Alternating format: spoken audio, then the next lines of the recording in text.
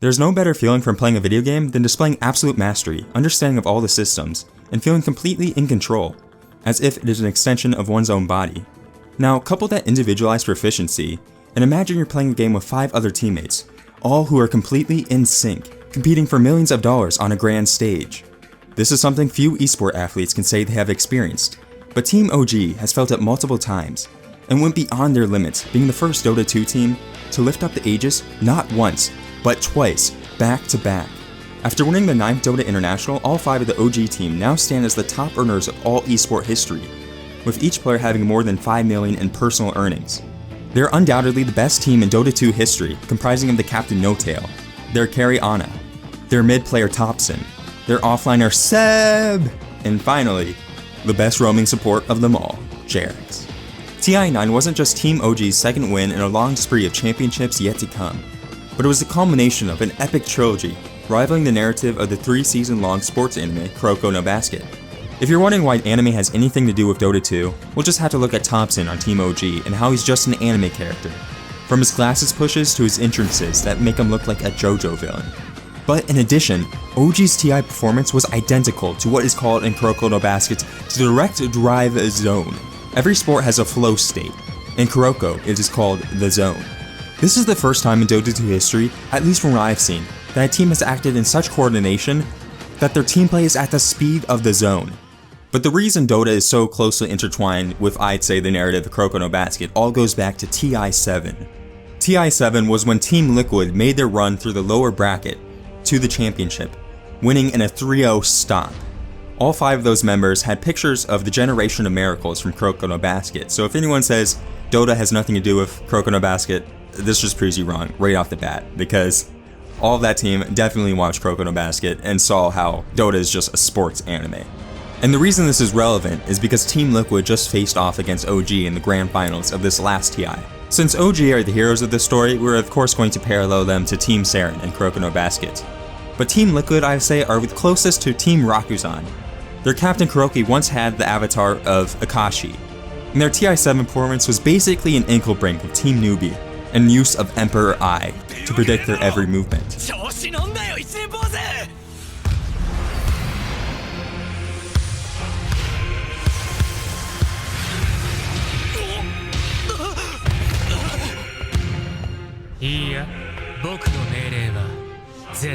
But we'll get back to Team OG versus Liquid later.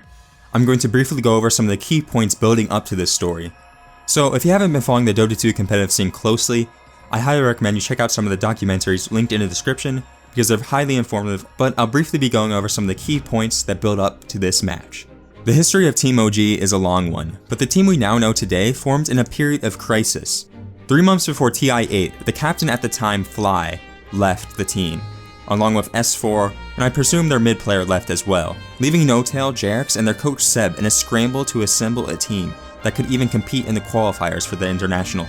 They found the pub star Thompson, who had never played on a competitive team, to play mid. They brought back Ana, who had left Team OG earlier, and finally Seb, who was the coach, stepped into the role of a player, now ready to shine. To even get into TI8, they had to play a grueling qualifiers, where teams are expected to play matches upon matches and retain stability. But it seems like the pieces were beginning to fall into place as they managed to qualify, and at the TI8 group stage, they performed exceptionally well. Going into this, they were the underdogs. Literally no one was expecting them to be in the grand finals. No one had that in the bracket. On the main stage, they won their first match, but their second match in the upper bracket would be the real test. They'd be up against Team Evil Geniuses.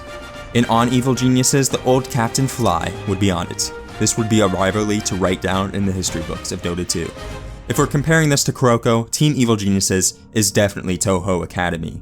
They're a North American team that has always prioritized individual talent. It seems like Team Evil Geniuses' strategy has always been to take as many aces as possible and throw them into one team, and hope it works all out. They're a good team by all means, they have some of the best players in Dota. It's just the fact that they try to distribute resources to every ace, and you just can't do that proportionally. Someone's going to be more greedy than the other that game. And technically, it could work, like you could switch roles that game, and so it's possible that what they're doing could work. But it definitely prioritizes aces over team play, I'd say. Going into the series, OG was definitely looking like the underdogs, but could they show that team play could override individual talent? They obviously weren't ready to go into the direct drive zone that they would later go into at the grand finals. But suffice it to say, their strong emotions and possibly even rage by No Tail fueled them to victory for this series. Possibly they were even beginning to tap into that zone. But what we know from Kuroko no Basket is that Aomine could never open the second door, due to his lack of team play and promoting individual play above all else. It seems like the drama might have died down after this match, because after that stern handshake by No Tail, after the conclusion of that series, it's just all over.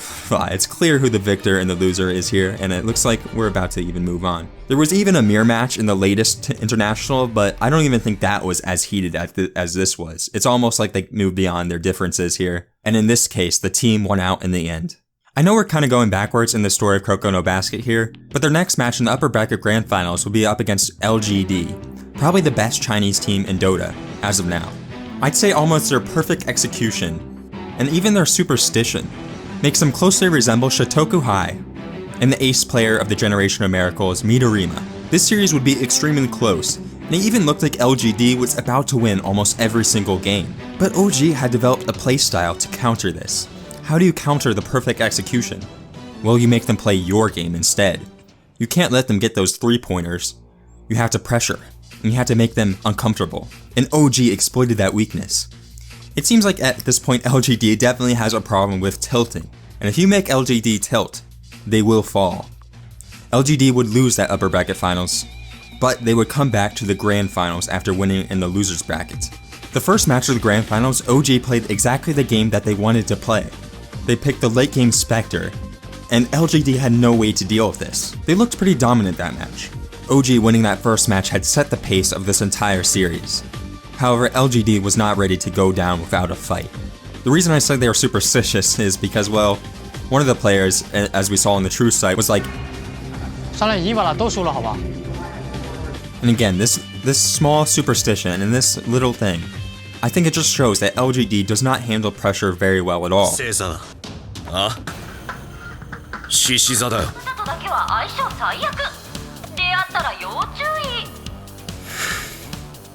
まったく本当によく当たる占いなのだよ。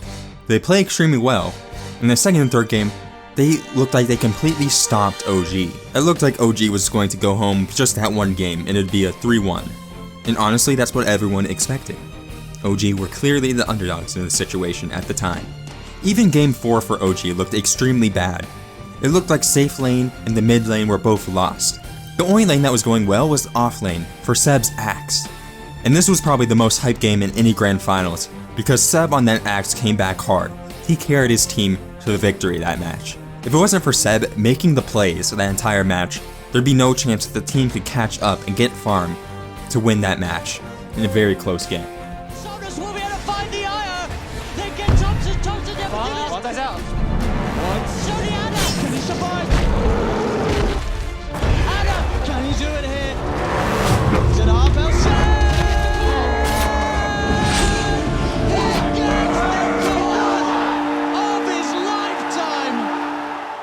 The best out of 5 series would be going to the 5th and final game.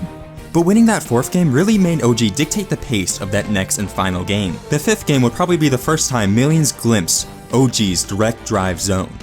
They made it sound like, from the Red Bull documentary at least, that they picked their heroes based on comfort alone. They asked, what hero do you want to play this match? And they picked their absolute best heroes. Obviously, there was definitely synergy there, and it seems like they ran these things in qualifiers and practiced this countless times. That's what made this draft so exceptionally good. It wasn't specifically to counter anything that Team LGD had. OG had not many reasons to counter LGD. They were dictating the pace. However, the laning phase of that 5th game looked pretty bad for OG at the start. Things weren't going exactly well. LG had the kill lead.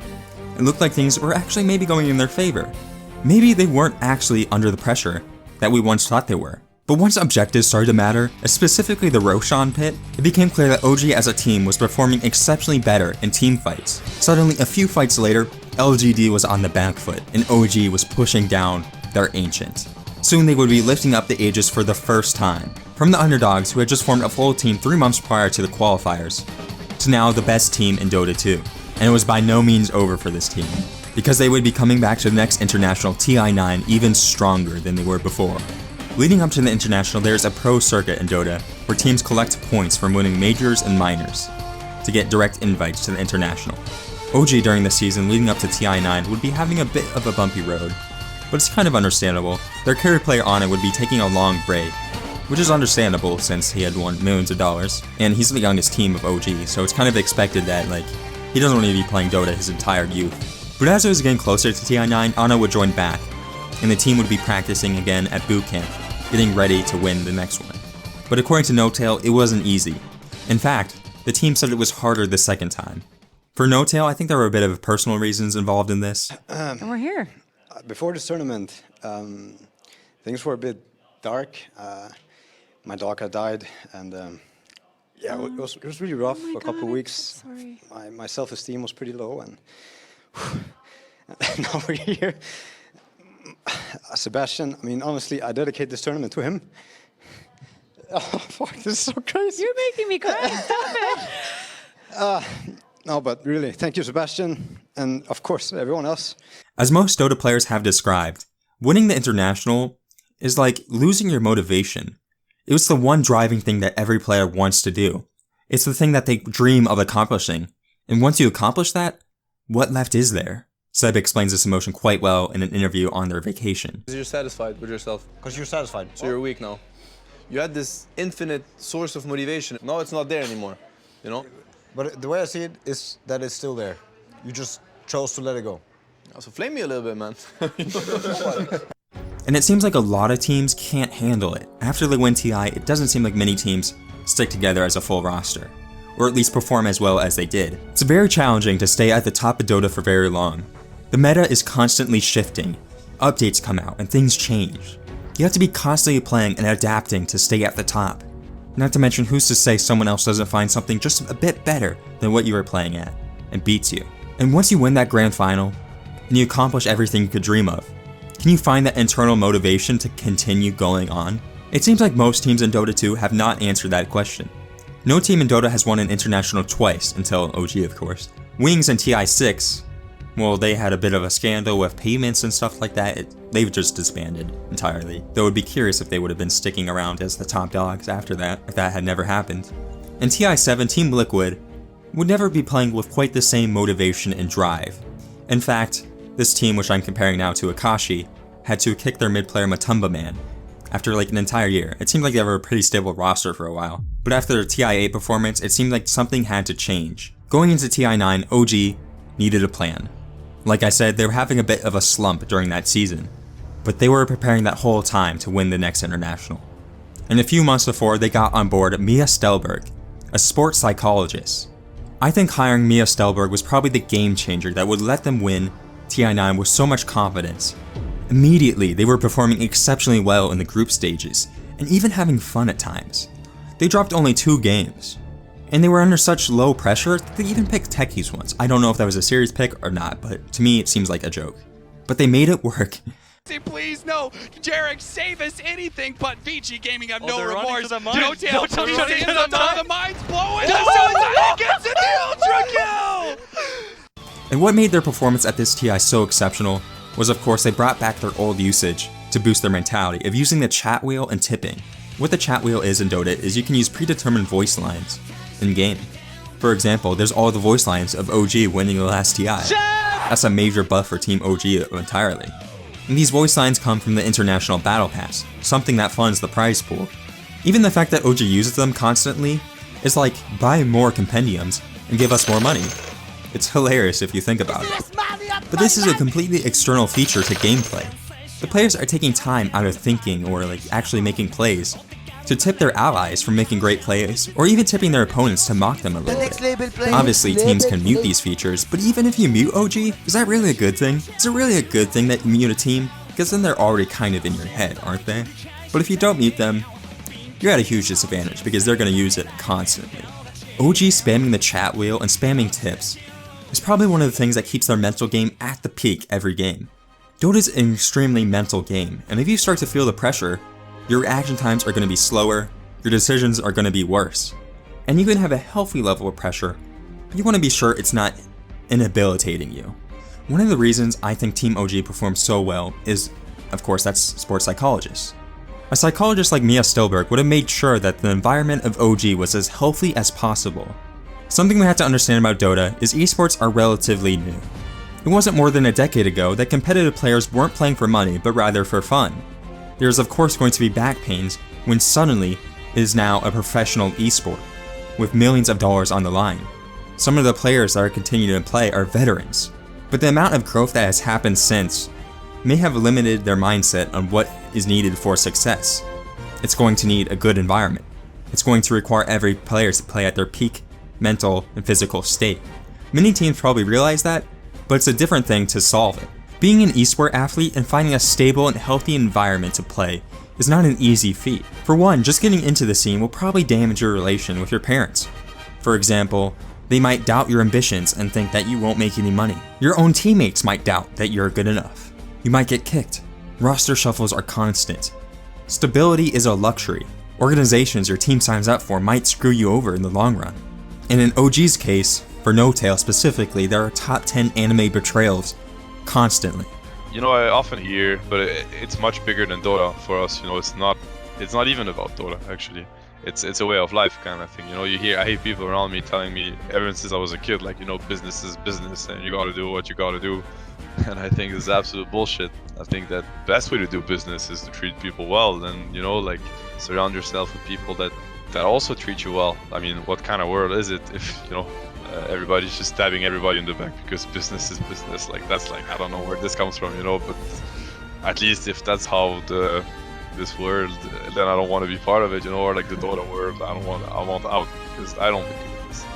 OG seemed to play on another level entirely than all the other teams. They looked like on the main stage of that international that they were literally under no pressure. They were just having fun. Compare that to other teams and their lives are literally on the line. It doesn't matter that they're playing their favorite game and competing. What matters is they might lose. And that's a much worse mindset than OG, who's just like, we're going to play the game that we love, and it doesn't matter what the result is. And they were able to play better because of that. But obviously, I think there's more to it than just that. I think OG found a higher purpose to play. They found a new hunger to win. And I can't say exactly what their new drive was, but I want to look more at Mia Stillberg's history, because I truly think she was the key piece that offered each player's drive. Again, I haven't met any of these people, and I don't know exactly what their drives are, but reading her backstory has convinced me that she played a major influence on each of them. She definitely did more than suggest that they use the chat wheel more, at least. Like No Tail and Jarex, Mia Stillberg grew up in Finland. What allows her to relate so well to each player is the fact that she had a modeling career, and also a history in competitive horseback riding. For modeling, she had to fly all around the world. And of course, if you're an esports player, you also have to fly everywhere. And at a very young age, too. Now, this is where the tone of the video gets a bit more serious, and honestly, if you want to skip ahead, please do, because this is a bit of a darker topic. So Mia Stillberg was working at the school. She was present and the first to call for help when a school shooting happened, the second biggest one in Finland, the Jokelai massacre. And she would spend the next several years as a psychologist there. Now, I obviously know nothing about her, but it seems to me, even though she was able to help other people through the trauma, it's clear that that was the darkest moment in her life. And it's interesting how her career path developed afterwards. Because as her career path changed, she would be hired as a sports psychologist for the team Astralis, one of the best CSGO teams there is, which is, you know, Counter-Strike Go. And it seems like she had a lot of success with them because that team, which was known to choke under pressure, no longer choked and actually won one of the championships. My guess is that traumatic experience is kind of irrelevant to what she tells the players. The reason Mia Stillberg is probably so good is she is able to relate and convey that higher purpose to players, to give them a new reason to play and to feel no pressure. There was a PDF and study covering that incident that happened in 2007, and what it conveyed was that there were a lot of difficulties with stochastic terrorism on YouTube, how people could just glorify school shootings on YouTube without consequence or without getting removed by the platform. It's obvious technology is inseparable from these incidents. This is where terrorists stochastically encourage each other to commit terrible acts. In another interview, Mia talks about how esports were born out of technological disruption. In this field of competitive gaming, careers are not certain. Things are constantly changing, new games are being made, new technologies. And she talks about how players need a strong self-image and the ability to be good communicators. It's not just about being proficient at the game, it's about having a strong social connection. So my point is, I think Team OG, with this new addition of their psychologists, now have a higher drive. They're now not just playing for money, they're playing to be models. They're playing to be the best of the best. Not just at the game, but as people. Team OG play Dota not just like a science, but also an art form. And that incredibly positive attitude that they're able to display to millions of people who are watching them play Dota is an incredible influence to fight back against the toxicity in gaming. Again, I'm not saying that games cause violence, but let's be clear. There are countless people on the internet who do encourage violence and wish harm on other people. And in this chaotic environment of tech disruption, where teams are constantly stressed and players aren't certain if they're going to even have a job the next year after the TI shuffle, I think it's important that we have a light like OG, who's constantly positive and striving to do better. But now I'm done theorizing why OG have the most motivation out of any other Dota 2 team. Let's look at how they performed during TI9. As I said before, they owned in the group stage. It wasn't even a contest. 13 wins and 2 losses. They went on to the main stage and immediately did a 2-0. Interestingly, they said they did a coin flip to decide who they would face in the upper bracket, as if not to worry about choosing the weaker opponent or having any lingering thoughts about their choice while playing the game. The next match in the upper bracket was another match with Evil Geniuses. Again, OG were being tested. The upper bracket would play out exactly like last year's, with LGD in the next round too. It's almost like they were being tested if they have grown. Was last year truly a fluke? And this year they would have to prove it. And I think that higher purpose drove them to win this match.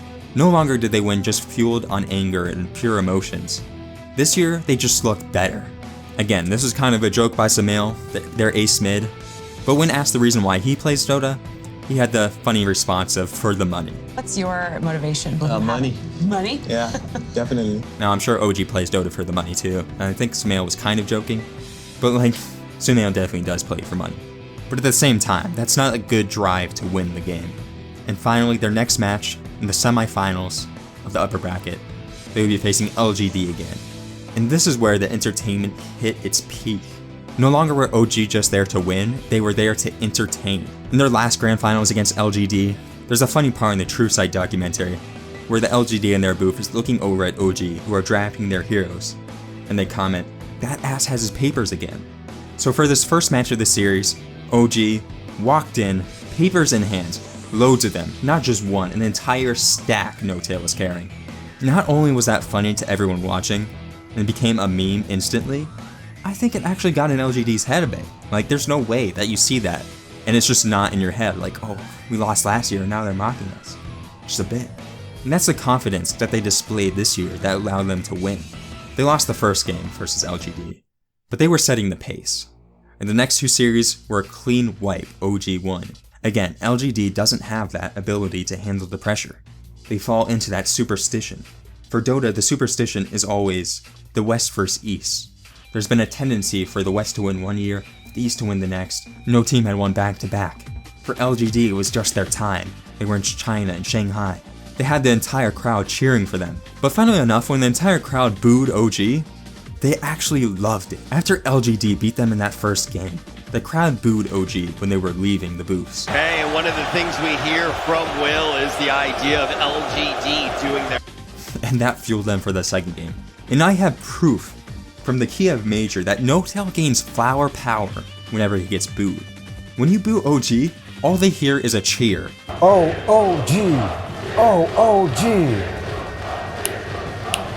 That level of mental fortitude, that ability to not believe in superstitions, with our psychologist Smia Stilberg saying in an interview, "I believe in science, I don't believe in silly superstitions," is what allowed OG to win that series and get themselves into the finals once again. However, there's another great story unfolding in the lower bracket of this tournament. Team Liquid is owning the lower bracket.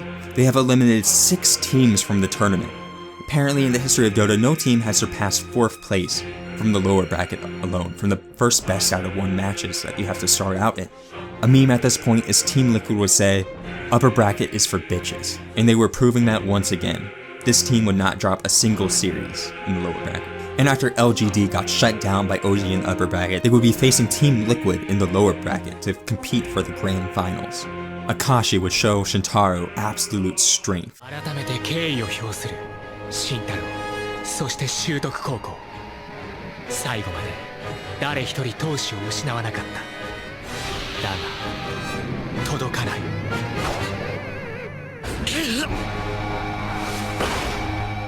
What I find so fascinating about Team Liquid actually getting to face OG in the finals is that this team had quite the development from TI7. The next season after they had won TI7 was a pretty weak performance. They did okay, but like at TI8 their performance was weak and not what they expected.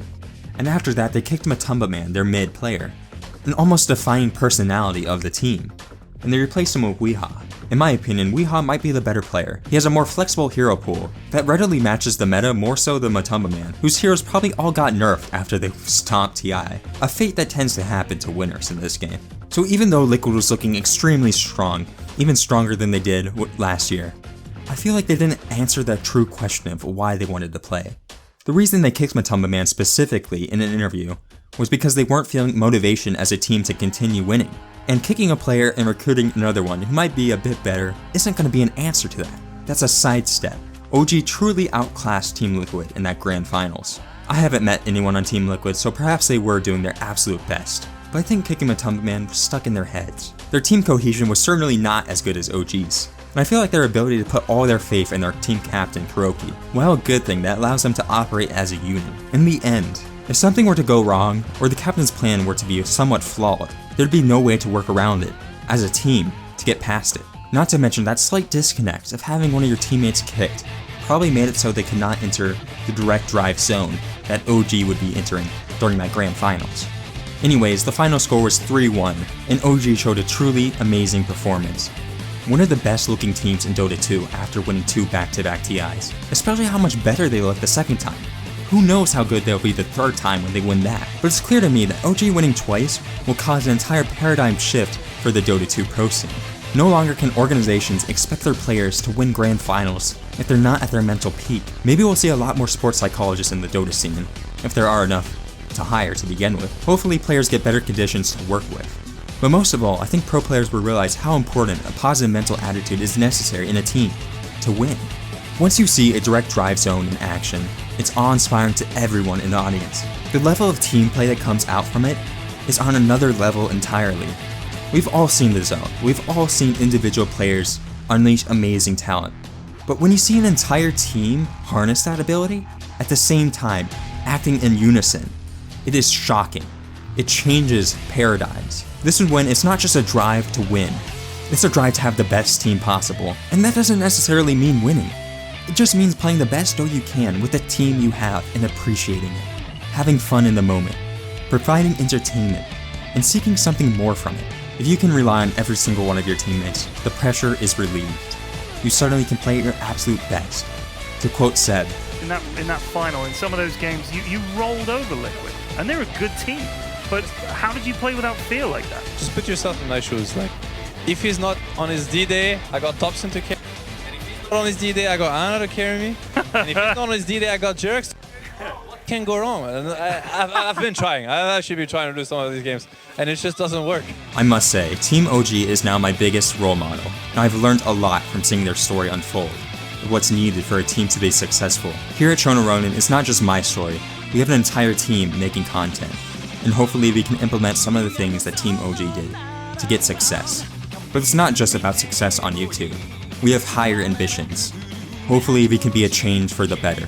I hope you stick around and subscribe, possibly even hit that bell, or even consider becoming a $1 patron. But we have a long journey ahead of us, and I hope you stick around, and hopefully we can entertain you along the way.